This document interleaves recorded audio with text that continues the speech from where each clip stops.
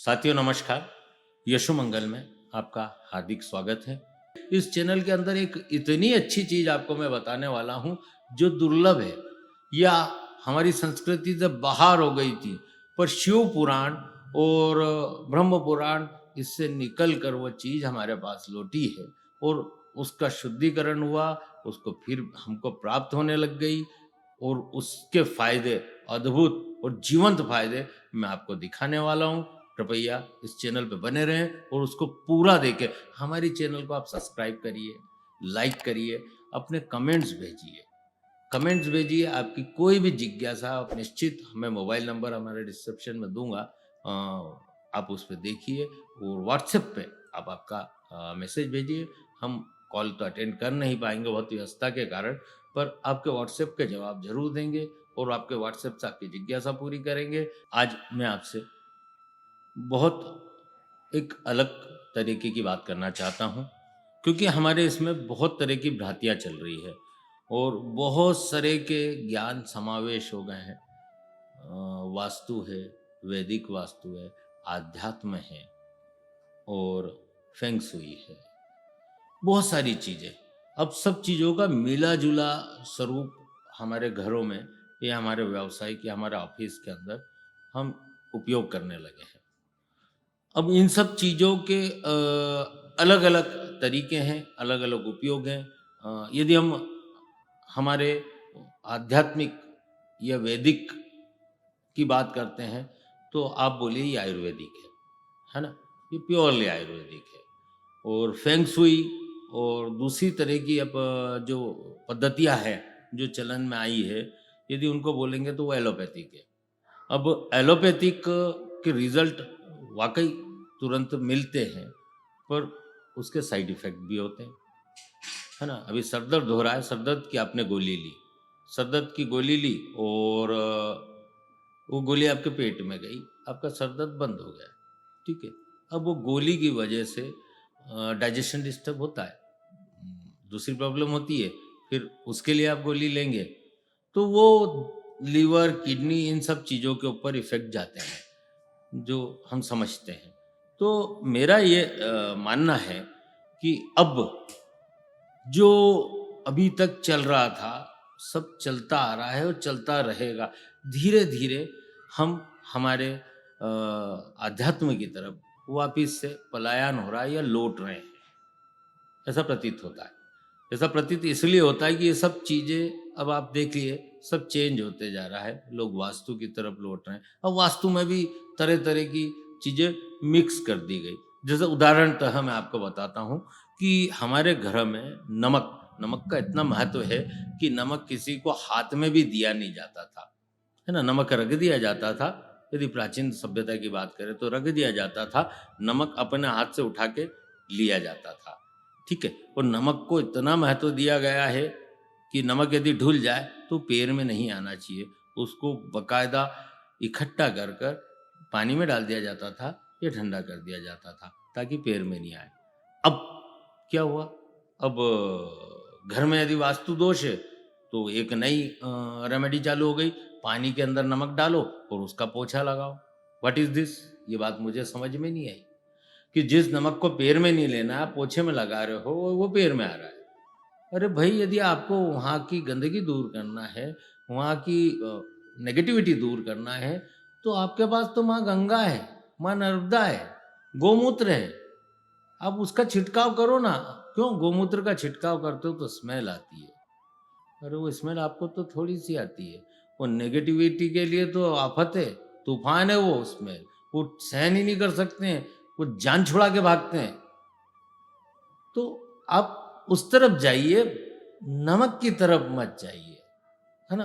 अभी कोई भी क्रिस्टल लेके आओ, कुछ भी लेके आओ तो नमक के पानी के अंदर गलाओ तो वो प्यूरिफाई होगा। वाई, ये चाइना का पैटर्न है, जापान का पैटर्न है भाई, ये यहाँ से गया है, ये बौद्धिज्म से बौद्ध लेके गए हैं वहां पे और वहां ने फिर उनने अपने हिसाब से उसमें मिलावट कर दी। नमक में सारी पवित्र नदियां समुद्र के अंदर समाहित होती है। नमक जो है समुद्र का सार है और हमारे लिए बहुत पवित्र चीज है नमक। तो नमक को हम पैर में कैसे लेंगे, वो हम पैर में क्यों ले रहे हैं? अब हम कुछ ठीक कर रहे हैं या बिगाड़ रहे हैं? आप अच्छे से जानिए, आप नमक का पोछा लगा रहे हैं घर में और आपको कितना फायदा हुआ, या आपकी मानसिक स्थिति क्या है, आप खुद उस पे विचार करिए। ये आपकी सोच है। मेरे हिसाब से नमक पैर में नहीं आना चाहिए। शुद्धि के लिए बहुत सारे मैं आपको बता ही चुका हूँ तरीके हैं।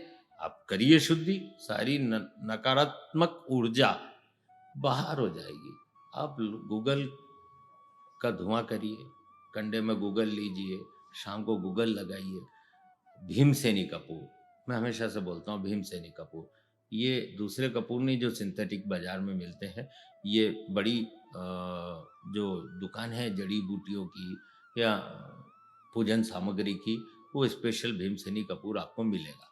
भीमसेनी कपूर ऐसा लंबे लंबे पीसेस होते हैं, चिप्स रहती है और वो केजी के भाव से मिलता है और वो देर तक जलता भी है। थोड़ा महंगा आता है तो जलता भी बहुत देर तक है। उसका इतना सा टुकड़ा यदि आप लेते हैं तो इसका इतना बड़ा टुकड़ा चलाते हैं तो उससे ज़्यादा वो छोटा सा टुकड़ा चलता है। तो आप छोटा सा टुकड़ा भीमसेनी कपूर का जलाएं सुबह आपकी पूजा पाठ के समय, आरती करते ही हैं, शाम को दिया बत्ती के समय भीमसेनी कपूर जलाएं। देखें कैसे नेगेटिविटी रहती है, किस ताकत है कि भीमसेनी कपूर को सहन कर ले। क्योंकि भगवान शिव की यदि आरती होती है तो सबसे पहले कपूर गौरम करुणा अवतारम कपूर ही प्रज्वलित किया जाता है। तो आप करें ना, आप करें और आपकी आत्मिक शुद्धि भी होगी, ऑरा भी शुद्ध होगा आपका और घर का वास्तु दोष तो समाप्ति हो जाएगा। यदि कपूर यदि आपके घर में जलता है तो बिल्कुल समाप्त हो जाएगा। दूसरा, aura scanning, digital aura scanning यदि आप करवाते हैं और डिजिटल ऑरा स्कैनिंग से आपका सब कुछ, ना आपको किसी जन्म पत्रिका की जरूरत है, ना किसी और दूसरे चीजों की जरूरत है। उसके अंदर सिर्फ आपका फोटो, आपका फुल फोटो, पीछे का बैकग्राउंड वाइट रहना चाहिए। वो फोटो भेजें आप, उससे हम आपका ऑरा स्कैनिंग करेंगे और उसके बाद आपके लिए क्या चीज, उसके अंदर पूरी आपकी पीडीएफ फाइल बनेगी डिजिटल। उसके अंदर आप खुद देखेंगे कि आपकी जो फाइल बनी है, आपकी क्या क्या प्रॉब्लम है और किस वजह से प्रॉब्लम आ रही है और आने वाले समय में वो प्रॉब्लम और क्या आपको दिक्कत दे सकती है, वो सारी चीज आपको पता चल जाएगी। उसकी रेमेडी क्या है, ताकि आज से ही आप उसका ट्रीटमेंट चालू कर दें तो आने वाले समय पे आपको वो कोई प्रॉब्लम फेस नहीं करना पड़ेगी। डिजिटल ओरा स्कैनर सुपर साइंस है, साइंटिफिकली इंस्ट्रूमेंट है, पूरा सेंसर वर्क करता है, डिजिटल उसकी रिपोर्ट तैयार होती है और इसकी रिसर्च बाहर के वैज्ञानिकों ने, रशिया जर्मन वहाँ के वैज्ञानिकों ने की है, जो अब हमारे पास सुलभ है और हम उसका उपयोग कर सकते हैं। साथियों, अभी पारद, अभी मैं आपसे बोल रहा था, एक बहुत अद्भुत चीज मैं आपको बताने वाला हूँ। इसकी चर्चा हम पहले भी कर चुके हैं और अभी मैं आपको बता रहा हूँ इसके अंदर कि ये पारद शिवलिंग, ये पारस शिवलिंग है। ये पारस शिवलिंग आप तमाम तीर्थ स्थानों पर और बाजार में आपको हर जगह मिलेगी, है ना। अब इस पारस शिवलिंग को पारस शिवलिंग कहा जाता है। अब इसके अंदर पारद कितना है इसकी कोई गारंटी नहीं, और पारद को मेटल में मिलाना और उसको मिला के बनाना एक रासायनिक क्रिया शायद शुरू हो गई है, बट ये पारद शिवलिंग नहीं है। ये पारद शिवलिंग नहीं है। शीशा और एल्युमिनियम वो मिला के बनाई हुई चीज़ है, भारी है, शीशा है, मुझे ऐसा प्रतीत होता है, पर ये पारद शिवलिंग नहीं है। इसको हम घर में रख रहे हैं और इसकी हम पूजा कर रहे हैं और हम फल की प्राप्ति की उम्मीद रख रहे हैं, तो संभव ही नहीं है, क्योंकि ये पारद शिवलिंग है। पारद क्या होता है, पारद शिवलिंग क्या होती है, इसके बारे में आपको विस्तृत चर्चा करता हूँ और मैं बताता हूँ जहाँ तक मेरा ज्ञान है और जहाँ तक मैंने अपनी स्टडी और अपने ज्ञान से प्राप्त किया है और उसके क्या परिणाम आते हैं वो मैं आपको दिखाता हूँ। साथियों, ये है पारस शिवलिंग, ये पारस शिवलिंग है और अभी आप इसका कलर देख रहे हैं गोल्डन, इसने गोल्डन आभा ले रखी है। ये पारस शिवलिंग अपना कलर चेंज करती है और इसके अंदर जो प्रयोग किया गया है इस पारस शिवलिंग को, ये जलाधारी जो बनी हुई है, इसके अंदर ये जो पूरी कोडिंग करी हुई है, ये कोडिंग जो है ये शिव और शक्ति का प्रतीक है ना। अब इस पारस शिवलिंग के बारे में मैं सबसे पहले आपको बताता हूँ, क्योंकि इसका कलर आप देख रहे हैं गोल्डन कलर का हो गया है। ठीक है, ये गोल्डन आभा है। ये गोल्डन आभा इनने स्वयं इसके अंदर आ जाती है, कभी गोल्डन आती है, कभी ब्लू आती है, अलग अलग कलर्स आते हैं, उनके अलग अलग परिणाम है। यदि गोल्डन आभा आती है, इसका मतलब आपको यश और कीर्ति दोनों प्राप्त होने वाली है। अब ये तो हो गया गोल्डन कलर, ये आज इनने गोल्डन कलर लिया है, अब इसको क्लीनिंग करना पड़ेगी हमको। और क्लीनिंग कैसे करना पड़ेगी? हमको लेना है राख। ये राख है, ये राख लेना है ना? ये राख भोलेनाथ को बहुत प्रिय है और ये भस्म रमैया है। ठीक है, इसको आप यूं लेंगे। तो अब इसका जादू देखिए आप, हमने राख लगाई और थोड़ा सा हमने इनको जेंटल, बस ये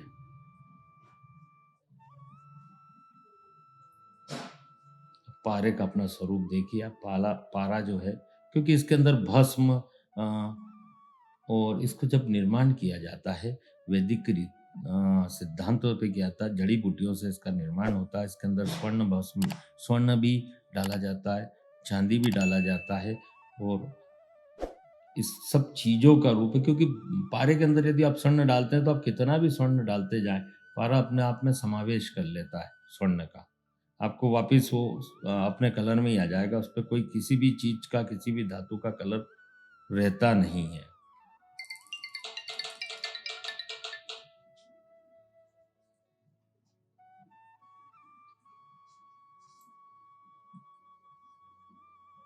ये देखिए आप, अब इसका कलर आप देखिए, मैं क्लीन कर देता हूं इसको।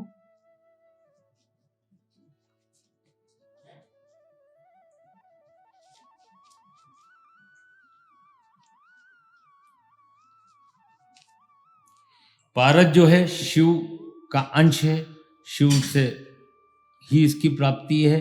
और ये कहते हैं कि लिक्विड धातु है और जीवंत धातु है। इसको पकड़ पाना या इसको संभालना संभव नहीं है। बस ये रासायनिक, वैदिक रासायनिक क्रियाओं से इसका बंधन होता है। और ये है धरा जी, इसके अंदर आप देखिए, इसके अंदर ये जो प्रयोग किया गया है, ये गंधक का प्रयोग किया गया है। ये गंधक की कोटिंग है, मेटल पे गंधक की कोटिंग है। ये गंधक को पार्वती का स्वरूप कहा गया है और ये शिव स्वरूप है।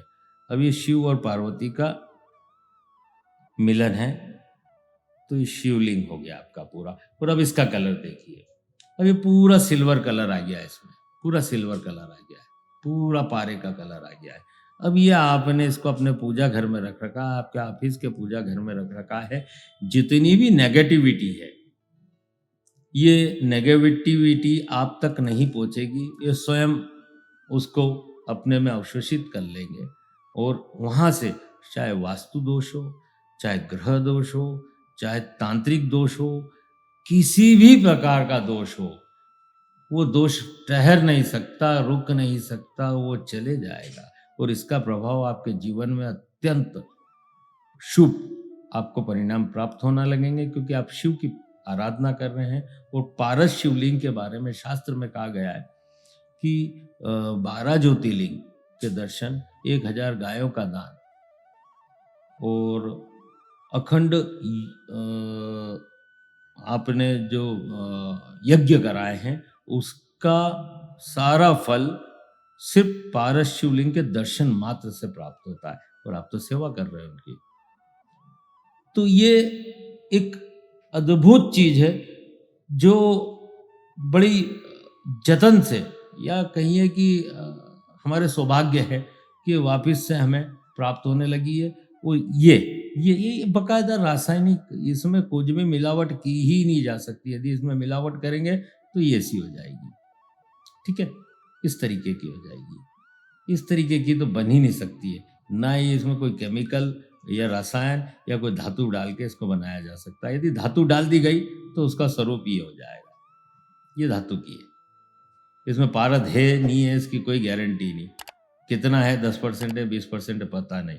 इसके अंदर 90% पारद है और 10% स्वर्ण, तांबा और चांदी वो, और उसके बाद इसके अंदर वो रसायन जो शिव को बहुत पसंद है, उनसे इनको बंधित किया जाता है।